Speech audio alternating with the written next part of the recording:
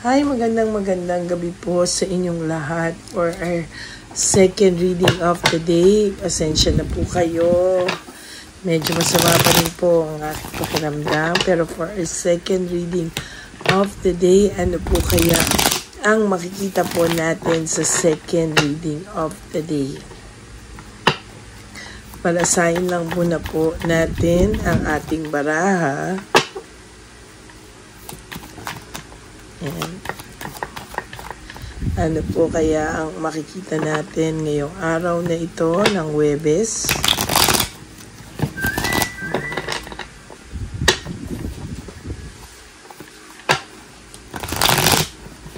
Ayan. Pili na po tayo ng 10.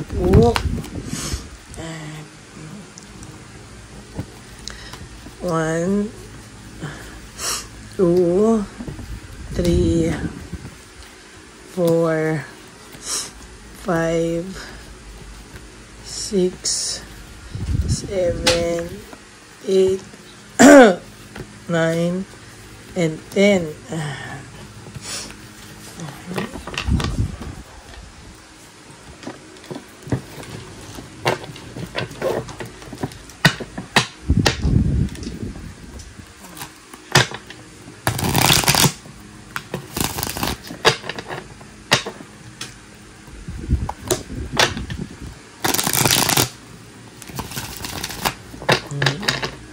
Palasahin lang po na po natin ang ating baraha bago po tayo pumili po ng 10. 1,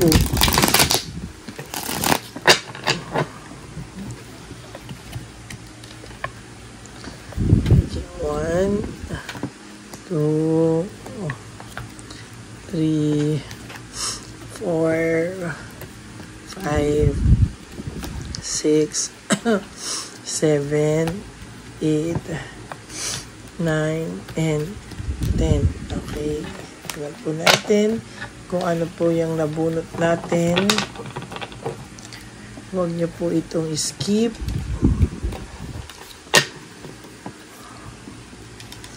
Dito po tayo kukuha ng energy po.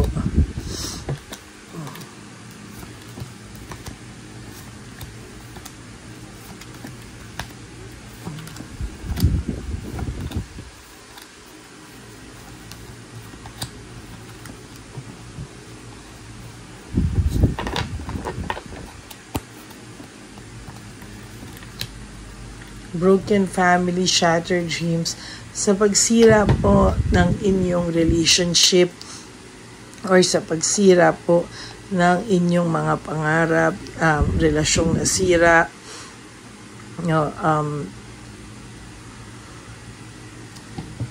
hindi niya po sukat akalain na siya po ang magiging dahilan ng inyong paghihiwalay. Ito pong taong ito ay naging mabait naman sa iyo, naging maalaga din po siya sa iyo at nagkaroon din po kayo ng magandang samahan, pero siya rin po ang sumira ng inyo pong samahan. Iniwanan ka po nito, pinagpalit ka po nito, at talagang sa nakikita ko po ay talagang iniwan ka po nito at nag-move forward po siya sa buhay niya na talaga pong nag-iwan po ng marka sa puso mo.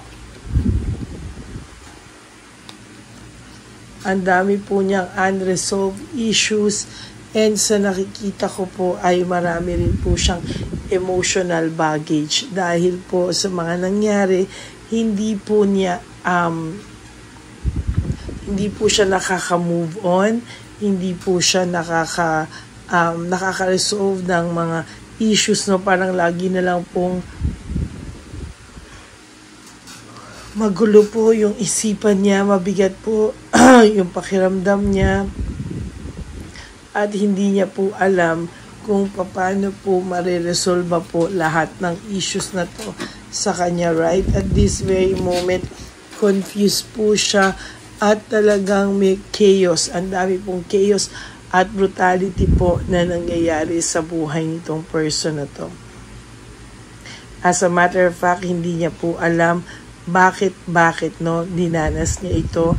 Tinatanong niya sa sarili niya kung siya daw po ba ay nagayuma, kung siya daw po ba ay napaglaruan, kasi hindi naman daw po siya to, no. Yung inuugali niya po ngayon ay hindi niya po sukat akalain na magagawa niya po sa iyo or magaganap po no na siya po ang may kasalanan. Sa totoong po ngayon, talagang lack of no motivation, talagang hinang-hina, lack of passion, uninspired, hindi niya po alam hanggang kailan po siya mawawalan ng bagay sa mawawala ng gana sa mga bagay-bagay, at mawawala ng motivation at passion, at magiging uninspired po siya sa katakbo po ng kanyang buhay ngayon, no. As a matter of fact, siya po talaga ang sumira, no. Totoo naman po, siya po ang sumira sa anuman magandang samahan na meron po kayo, no. Sa totoo lang po, talagang hindi niya po inakala, pero sa kanya po talaga nangyari ang mga ganitong klaseng pangyayari, no. Sa kanya po nagsimula. Meron po ako nakikita ditong jealousy and self-centeredness, no. Darating po ang araw, lahat po ng darating sa buhay mo ay pagseselosan po nitong person na to. Ito pong naiwan sa iyo ay magsisisi, at ang gagawin niya po sa totoo lang ay hindi niya po talaga alam kung paano niya po ito i-resolve, no. Sa totoo lang po, no. There is this searching for purpose. Naghahanap po siya ng purpose sa kung ano man daw po yung maganda bang outcome, no, sa nangyari sa kanya. Pero wala po siyang makitang magandang outcome out of this situation. Pinipilit niya pong ibahin, o pinipilit niya pong pinipilit niya po talagang hindi niya maramdaman, no, yung kanyang pagkatalo, yung kanyang nangyari ngayon sa sitwasyon niya, pero hindi niya po ito talaga maintindihan bakit daw po, no. There is no right choice. Confused, very very confused po ang person na ito.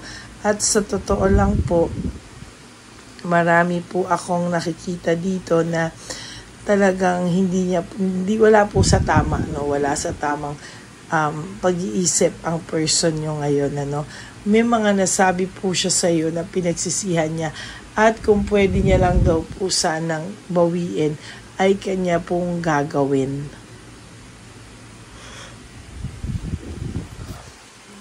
Pero hindi niya po mabago-bago, no. Kahit nagkaroon po siya ng breakthrough, ng clarity po, at ng sharp mind, hindi pa rin po niya ito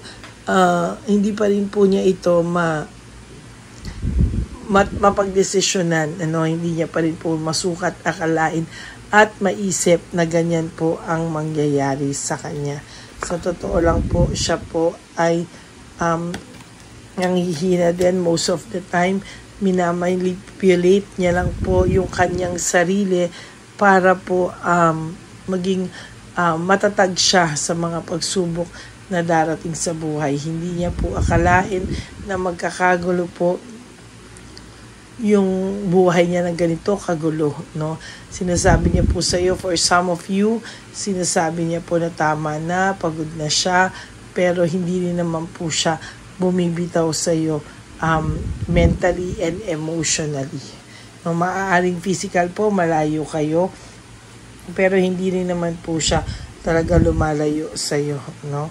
Somehow, sa nakikita ko po dito, he wants to reach out to you, no? Reach out to you. Kaya lang po, medyo pagod na din po siya, no? Napapagod po siya sa mga nangyayari sa kanya. May nararamdaman pa po siyang emptiness and emotional loss, no? Sa ginawa po niyang yan, lalo pong meron sa kanyang, meron po siyang naramdaman ng emptiness, emotional loss. Hindi niya po kaya talagang nararamdaman niya po yung lungkot. Win at all costs, unbridled ambition. Sa talaga pong gusto niya pong manalo sa laban niyo, no. parang gusto niyo pong palabasin sa buong mundo na ikaw po ang may kasalanan, ikaw po ang may sayad, ikaw po yung praning, ikaw po yung nakakasakal, ikaw po lahat ng kasamaan. Pero alam niyo po, hayaan niyo lang po siya. There will come a time, kakainin niya po lahat ng sinabi niya. Power, greedy, and dominant. Talaga pong nagkaroon po ito ng parang sa iba na pag binigyan ng power o kaya nila i-handle ito po, the mere fact na meron po siyang ganitong klaseng power, yung parang makasarili, sobrang greedy po, no? Pero mataas pa rin po ang tingin niya sa sarili niya, May nagre-rebelde rin po ito sa iyo, no? Feeling niya daw po feeling niya po ay sakal ka daw, etc. Ikaw ay may kasalanan, ba't niya nagawa to, ikaw nag-push dito, etc., etc., etc. Huwag niyo pong bilhin yung fact na gano'n, because siya po ang may kasalanan sa iyo at hindi po ikaw ang may kasalanan sa kanya. No? Yung separation niya po sa inyo, family, nagbigay sa kanya ng family problems and delayed success, at yung hiwalayan yung yan ang nagpapatunay po na tinuturuan pa siya ng leksyon upang po siya po ay maging worth it, no? Kasi sa ngayon po, hindi po talaga. Gusto po nito ng finding peace, moving on. Gusto po niya kahit papano maging masaya siya, pero sa totoo lang po, hindi po talaga siya masaya. There is this false success. Living beyond means, lahat po ng pinapakita niya ay wala pong katotohanan at lahat po ng pinapakita niya ay sakit sa ulo. Meron po nangyayari sa kanyang failure and pagkatalo, no? Failure and defeat, no? So nakikita ko po, lalo pa po siyang malulungkot sa mga susunod na panahon. Lalo na po pag wala na yan si Chabilitang Palaka, talagang madali lang po para sa kanya ang iwanan ito, no? Napaka-selfish po, napaka-selfish po ng taong ito. At sa nakikita ko po ay mas better ka po nang wala ito sa buhay mo. Mas marami pong blessings na darating sa iyo. At sabi ko nga po sa inyo lahat, kahit naman ako nasang lupalop ng daigdig, ay talaga pong bibigyan kayo ng reading of the day. Kaya tingnan nyo, nakikita ko po talaga kahit anong oras, kung may failure siya o pagkatalo na nararamdaman, nababasa ko po, no? Kaya sana po ay magsilbing aral din sa kanya itong mga ito, no? Kasi hindi po sa lahat ng pagkakataon siya po ay panalo, hindi rin po sa lahat ng pagkakataon ay nasa kanya ang bola, no? Kaya po ayan, may nakikita po akong failure and pagkatalo, no? So yan po yung ating first reading of the day. Lahat po ng mga masasakit na sinabi niya sa iyo ay kakainin po niya yan ng buong buo. So yan po, no? Yan po ang ating second reading po pala, second reading of the day. I hope po na naka-resonate kayo. Pasensya na po sa boses ko, sa sipon ko, maradong ilong ko. Pasensya na po, no? But this is all for you, our second reading of the day, no? And gusto ko pong magpasalamat, no? Sa lahat po na gusto magpa-private reading sa akin, maraming salamat po. And you may contact me po at Lady Lee Elena. That's my only official and legit FB account, no? Lady Lee Elena. Ayan po, no? Hanapin nyo lang po ako dyan. And sa aking mga ever loyal and solid na Lady Elena friends, family, and subscribers, I love you all from the bottom of my heart, at kayo po lahat ay aking mahal na mahal, no? Please help me reach 20,000 subscribers. As of this moment, we are approaching 15,000 subscribers. Maraming salamat po, no? And for those of you who would like to give me a super thanks for this video, I would really love and be grateful for that, no? Marami po tayong matulungan po, no? Marami po tayong matutulungan dyan sa ating super thanks, no? Kaya maraming salamat po sa inyong lahat. And ang lagi ko nga pong billing sa inyo is that life is too short. Don't make it shorter by stressing yourself from all the pains and the heartaches na binigay sa inyo ng kahapon. Just surrender everything to the divine universe and just let go and let God write your life and love story. I will be back for another set of reading bukas po, no? For our first reading of the day. I hope mapanood nyo po lahat ito at sana po ay magsilbing aral po sa inyo yung mga mensaheng nakukuha nyo po sa akin sa araw-araw. Okay? At ang title po natin sa lahat ng masasakit na sinabi niya sa iyo, kakainin niya rin po lahat yan sa pagdating ng tamang panahon. Okay? God bless you everyone and good night po. Pagpasensyaan niyo po yung aking boses. But I promise po na magpapahinga tayo tonight. And bukas po will be another day, another laban po sa mundo. Okay? God bless you po. At maraming salamat po.